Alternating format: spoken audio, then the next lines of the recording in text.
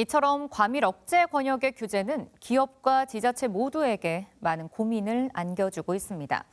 그렇다면 과밀 억제 권역의 기업들이 이전해 가는 곳, 성장 관리 권역의 사정은 어떨까요? 기업들이 들어와 눈에 띄는 성장세를 보이고 있지만 고민도 많습니다.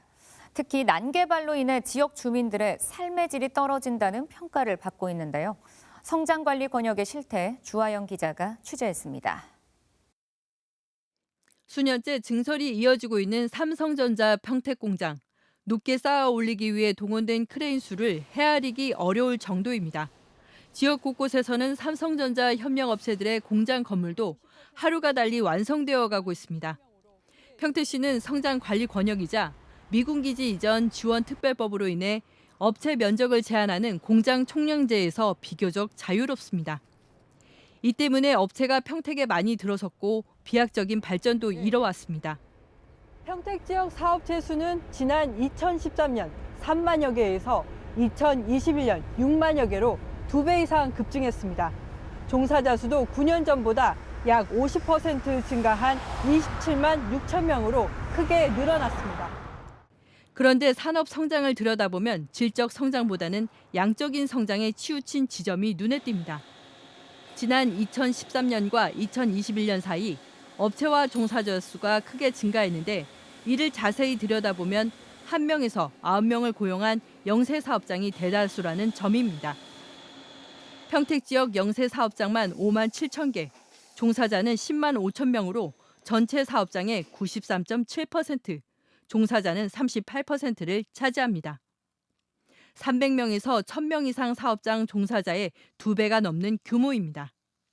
특히 도로와 택지, 그리고 공장 건설 등이 마구잡이식으로 급격히 진행되다 보니 이미 도시 난개발은 평택 지역에 피할 수 없는 과제가 됐습니다.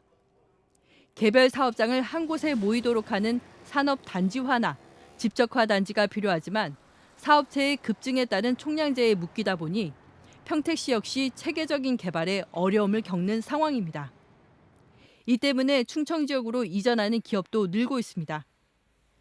수도권정비계획법에 저촉을 받아서 이제 자유롭지 못한 부분이 있어서 좀 경쟁력이 좀 약화되는 면도 있죠. 근데 일방적인 규제이기 때문에 이게 전체적으로 이제 국가 경쟁력을 먼저 고민을 해야 되지 않을까 하는. 성장 관리 권역 내 사업장 또한 과밀 억제 권역처럼 이전이나 확장이 어렵습니다. 평택의 한 업체는 브레인시티 개발에 따라 공장 부지가 수용돼 올해 말까지 이전하지 않으면 강제 철거될 위기에 놓였습니다. 이 업체는 공장 이전할 부지를 어렵게 확보했지만 이전할 지역 주민들의 반발로 공장 이전에 어려움을 겪고 있습니다. 수년간 공장 이전에 필요한 면적을 토지를 찾기 헤맸고 간신히 계약을 진행하였습니다. 또한 오랜 시간의 노력을 들여 주민들의 동의를 받았습니다. 이렇게 법적인 절차를 밟아 철저히 준비를 신청하였으나 공장 이전 신청에 부결된 것은 참으로 유감입니다. 그리고 평택도시공사는 이 엄동선화 이 추운 날 빨리 나가려고 하면 이 많은 노동자들은 어디로 가란 말입니까?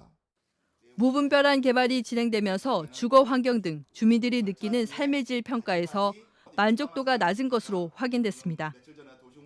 평택 시민이 가장 어려움을 겪는 곳으로는 31.4%가 경제 고용을 들었고 건강과 주거 환경이 그 뒤를 이었습니다.